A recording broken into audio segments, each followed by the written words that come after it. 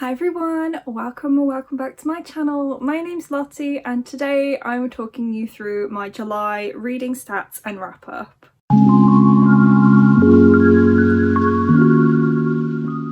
July was a pretty crappy reading month for me. I just wasn't enjoying a lot of the books that I read. I feel like I spent a lot of time on books that I should have just DNF'd. You guys will see what I'm talking about in a bit when I get to the books that I read, but as always, let's start with my reading stats. So in July I read a total of 6 books, which is equal to 2,687 pages, averaging out to 87 pages per day, making July my second worst reading month of the year so far. Hopefully we won't have as bad reading month again. And then for star ratings, I rated 1 book 2 stars, 1 book 3 stars, 1 book 4 stars, and 3 books 5 stars, which is an average of 4 stars per book, which sounds good, but I feel like when I look back on the books that I read in July, it's tainted by the bad ones. For genre, I read 4 fantasy, 1 thriller and 1 sci-fi. All of the books that I read this month were physical, no ebooks, no audiobooks and no mixed media. 5 of the books that I read this month were novels and 1 book was a graphic novel. For my age categories, 2 of the books that I read this month were adult, 3 were young adult and 1 was a new adult. I very rarely use the new adult category. I'm going to try and use it a little bit more because a lot of the books I feel like I read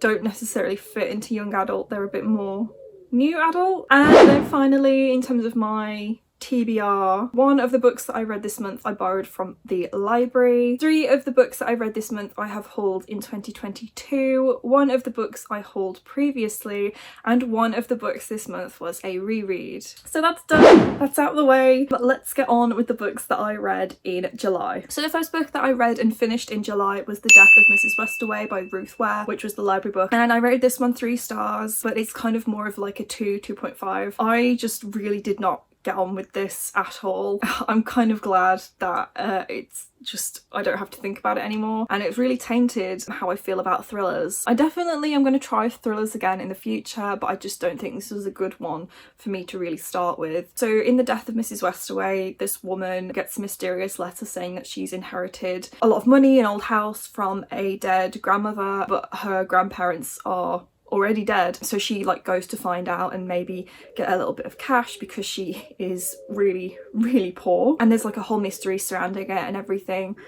I just didn't enjoy it. I felt like it was really boring for the most part, and everything sort of happened towards the end, and a lot of what happened just felt really over dramatic and really cheesy almost. I guessed a couple of the reveals, and the others I was just a bit like, wow, like that's just really stupid. I didn't like the main character, I didn't like the side characters. I liked the setting. It's kind of part set in Brighton, I think, and part set in Cornwall. I spent a lot of my summers in Cornwall. It's set during the winter, but I spent a lot of my summers in Cornwall, so I kind of had that feeling of like my childhood, especially because it's in Penzance, which is where my granddad used to live. So yeah, like the whole Penzance thing, even though it was the middle of winter when this book was set, it just sort of brought back familiar feelings being in Cornwall visiting my granddad. So I liked that aspect of it, and I didn't hate the book. Like, some of it was a bit interesting. I liked like the old house and everything, but it just went in a direction that I just wasn't interested in, and I really wish that I just DNF'd it because it just wasn't good. I won't be reading any more Ruth Ware, I think, at least not until I've read other thrillers, so I can kind of find out what I like in a thriller. But yeah, I really did not like this book. So after reading that, I took a really long time to basically finish anything. So the next book that I finished wasn't necessarily the next book that I had started to read, and it's Olympus Volume 2 by Rachel Smythe. I rated this 5 stars. I love this series. I'm slowly waiting for all the physical copies to come out because I want to take my time with it, because I know if I read the webcomic I will just binge the whole thing. So this is like a Hades and Persephone retelling about all the Greek gods and stuff in kind of a more modern setting in Olympus. I love the setting, I love the artwork, it is absolutely stunning. Just like the way Rachel uses colour for each of the characters in the scenes and stuff. I love that art style so much. And the story as well. That's sort of in the first volume, we're following Persephone as she kind of comes to Olympus to like go to university, and it's all that stuff associated with like being allowed to do stuff on your own for the first time, and like first friendships, first loves, finally having that freedom. And then in this one we're kind of exploring a little bit more the age gap between Hades and Persephone, because Persephone is, I think, 18 years old in like real time, whereas Hades, he's obviously the lord of the underworld, he is thousands of years old. And I like that Rachel Smythe is addressing that age gap between them and the fact that it is a little bit weird, but they're gods, so it's not so much of a big deal. I really love this. The only thing I have to say, and it's not the book's fault, is my copy is printed out of order. You might have seen one of my shorts or TikToks, reels, wherever you might have seen it. This copy is printed out of order. I meant to contact the publisher or Waterstones or something about it, but I've left it so long now, I'm just a bit like, I don't care anymore. But it really ruined the reading experience for me at the time. Really annoyed me. So I'm a little bit like still mad about that, and if I want to reread this, it's going to be out of order. So I feel like if I was going to reread this volume in particular, I would read the webcomic version, which kind of defeats the point of me having the physical copies. Yeah, it's not even like it's a couple of chapters or something, it's at least 5 chapters, I think, and I'm pretty sure some of those chapters are also kind of split in half, and like the pages are just completely off. I didn't realise until about halfway through, and I was like, the story is not making any sense, and that's when I realised that it was like chapter 30, chapter 29, chapter 33, you know, stuff like that. I was a bit like, okay, this is really confusing. And I was kind of able to like go back and forth between the chapters to sort of get an idea of what the story is supposed to be, but that's when I realised that some of the chapters are actually kind of split in half with the misprint. So yeah, I'm really gutted about that, but I still love the story, and I'm very excited for volume 3. I've got it pre-ordered from Waterstones again. This is the Waterstones exclusive edition. I've got it pre-ordered again, so I'm hoping that there won't be a misprint again, because if that happens, I'm just probably going to end up ordering the Illumicrate editions. And I kind of wish that I'd done that for this one anyway. The reason I didn't is because I don't have the first one in the Illumicrate edition. I don't suppose that really matters. Yeah, so 5 stars for the story, the artwork, everything, but for the physical book, no stars. So then I finally finished my reread of A Court of Mist and Fury by Sarah J Maas. I started reading this, I think, back in like May or something, and I've been slowly making my way through it as I read, you know, other books I've not read before, and I have been tabbing and annotating this one as well. This is one of my favourite Sarah J Maas books of all time, and that was kind of re-solidified as I reread this book. It was just so fun, all the good feelings. It was a proper comfort to reread it. Obviously I gave it 5 stars. I just love the world of A Court of Thorns and Roses, and this one in particular because of the way that the plot progresses, and with Feyre and Rhys. Yeah, I just really loved this one. It was so cozy, and getting to re-meet all of the inner circle. There's a scene, the first scene, where Feyre is in the townhouse when kind of everyone in the inner circle is coming to see her and see Rhys, and there's kind of just like a line from each of them, and you can very clearly like tell who is who on reread, and it was just so comforting. I just love it. I really want to reread Court of Wings and Ruin, but I'm kind of putting that a little bit on the back burner because I need to finish the Throne of Glass series. But yeah, I just really love this book, and it was just so nice to revisit Valaris, and yeah, and reread like all my favourite scenes as well. I have literally tabbed this to death. I've annotated it loads. I kind of started to give the chapters titles as well based on what happens in them. Oh yeah, and like put down like this chapter is one of my favourites, chapter 21, and then also like some of my favourite spicier scenes as well, which compared to some of the stuff that I've read since was very tame. This was kind of the first book I read with spicy scenes. Yeah, it was just really nice to revisit this one.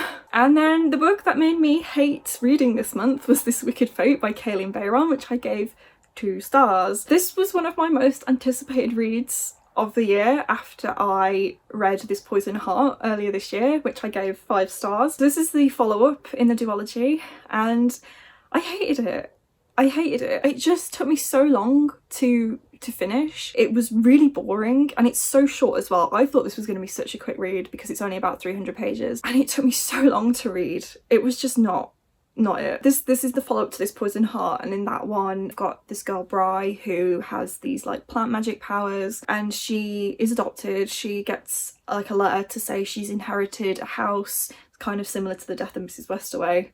and gallant. She's inherited a house from her birth family, and so she and her moms go there and discover all these secrets. And what I loved about that is it had a very American Horror Story vibe. It was very like black girl magic. It has a lot of Greek myth in there as well. And this one just did not have anything from the first book that I really loved that made the first book so special and like magical to me. There is a lot more exploration of the Greek myth side in this book, which I liked, which brought it back up for me. The characters which we got to know and love in the first book felt completely different in this one. They were so out of character, especially the one who's the love interest for Bry. I can't remember her name, but she just did not feel like herself at all. I was like, who is this person? Another problem I had with this book was that it jumps straight back in where this Poison Heart left off without any kind of recap, which if you've read the first one immediately before this one, that's fine. But it had only been a few months for me since I read this Poison Heart and I couldn't remember everything. So if you had read this Poison Heart when it came out and waited a year basically to read this one, you definitely probably wouldn't remember anything. So without any of that recap, I just did not gel with it. I really wish a lot more authors would put like a page at the start of their books that kind of recaps what happened in the last book. The Nevernight trilogy does this, which I really appreciate, and the Aurora cycle does this as well, which I really appreciate. Both J. Kristoff things, but I really appreciate that they do that just to sort of jog your memory on anything that you could have forgotten since the last book. And I wish more authors would do that for their sequels, because it would certainly help. I just did not gel with this very much at all. I wouldn't recommend it. I would still recommend this Poison Heart, and if you want to know what happens next, like you want to know about the plot, then pick this one up, but I would definitely just give this one a miss. So then I read Clockwork Prince, I was trying to remember which one it was, by Cassandra Clare, which is the second book in the Infernal Devices series. I've been reading all of the Shadowhunters books as part of By the Angel Along, and so yeah, this was our July book and I rated this one 5 stars. I really loved this. I love this series after reading this book, and I'm very, very sad to kind of see it wrapped up in Clockwork Princess. This was just so much fun, and we explored a lot more with the characters in this book and a lot more with the romance as well. So this series is set in the 1800s in London, and Tessa comes from America to England to kind of reunite with her brother, and she ends up being kidnapped and then eventually rescued by the Shadowhunters at the London Institute. And there's kind of all these like weird things going on. Tessa finds out that she has powers and she's trying to like work out where her powers have come from and everything, and also find her brother, and it's very exciting. I really love the characters in this. I love our kind of main three of Tessa, Will and Jem, and I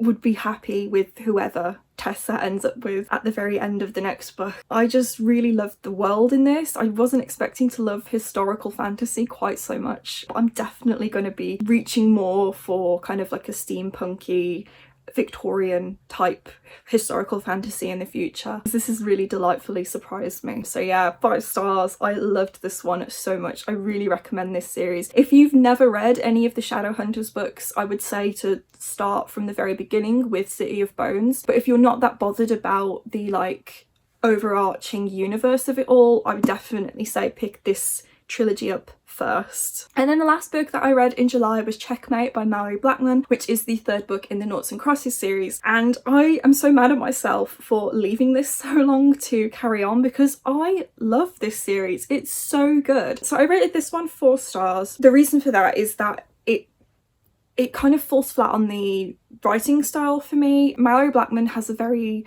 I don't want to say juvenile writing style, but it's a lot younger than a lot of other YA that I read, despite the fact that it deals with very heavy topics like terrorism and rape. And it's kind of like a writing style I expect to see in books geared more towards like 13-14-year-olds, but the subject matter of these books I would definitely say is for like 16 plus. So yeah, this is the 3rd book. What I really like about this series is it spans generations. So in the 1st book we're following Sephi and Callum, and they kind of have a bit of a forbidden romance situation going on because Callum's a Naught and Sephi's a Cross. It's very like racially divided, like Noughts and Crosses cannot fornicate with each other, they're not supposed to like marry each other or anything. It's very segregated. And then the second and now the third book kind of follow on from what happens with their relationship in the first book. It's difficult to talk about anything that goes on in this book because of major spoilers for the first book, but this one was dealing a lot with grooming, with terrorism, with feeling very isolated, and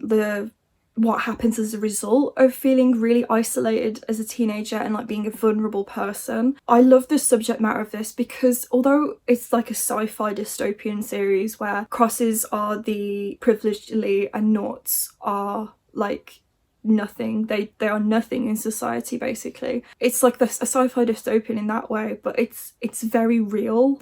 A lot of what happens in these books has happened in our society, just kind of a bit of a role reversal basically. And I really like that these books like make you think a lot, and I would really recommend them to young people as well. They're just so cleverly written, and I really appreciate that from Malorie Blackman. Like, it's just so, yeah, I don't know. They're really, really serious topics, and they're really, really heavy books. Like, this was really difficult to read at times. And one of the characters, Jude, he is horrible. He is absolutely vile. He's like the epitome of evil. You can give me an evil wizard in a fantasy and he will not be anywhere near as evil as Jude is, especially in this book. But yeah, I really love this series. I don't know if it will ever be like a 5-star again for me, just because I'm not that into the style of the writing. But in terms of the subject matter and the characters and everything, like, I just absolutely love it.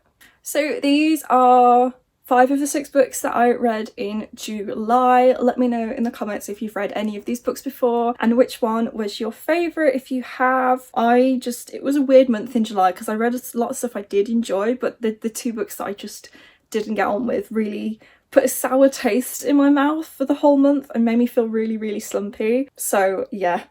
Hopefully August is going to be better for me. So that is it for this video, guys. Thank you so much for watching. If you enjoyed it, please give it a big thumbs up and let me know in the comments down below what you read in July. If you haven't already and you would like to be, please do consider subscribing. I try and post a new video every single week. And that's it from me today, guys. So thank you again. Bye!